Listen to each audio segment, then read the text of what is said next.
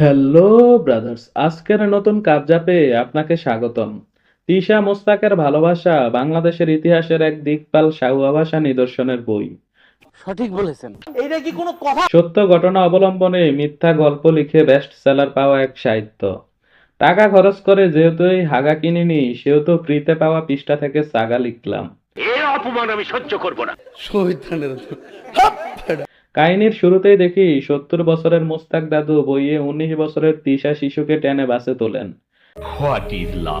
জানি না। তিশা সিটে বসার আগেই দাদুর মনে বসে যায়।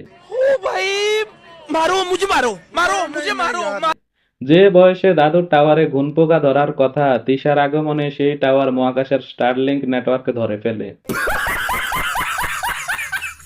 দাদু প্রতিদিন ফুল দিয়ে ভালোবাসায় ফল ইন করান তিশাকে।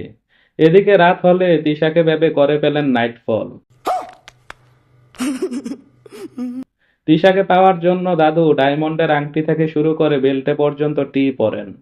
আমি শিওর প্যান্ট খুললে দাদুর কুচকুচে কালো পাছাতেও টি এর শিল পাওয়া যাবে। এদিকে তিশা আপু দাদুর উতাল পাতাল ঢেউয়ের তালে উত্তেজনা হারিয়ে ধপাস করে পড়েন প্রেমে। বইয়ে অনেক ভালো ভালো ছবি দেওয়া আছে। যেমন দাদু আইফোনের ছবি দিয়ে বুঝিয়েছেন জিনিস পুরাতন হইলেও সার্ভিস অলওয়েজ ভালো।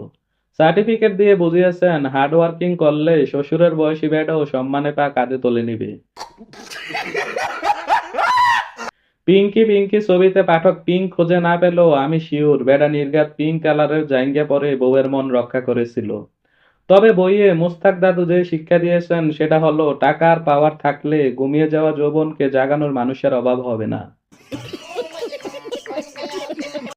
কিন্তু সমস্যা একটাই, তিশার বাবাকে মোস্তাক আব্বু বলে ডাকে, যেখানে তিশার বাবা মোস্তাকের অনেক ছোট। What a feeling.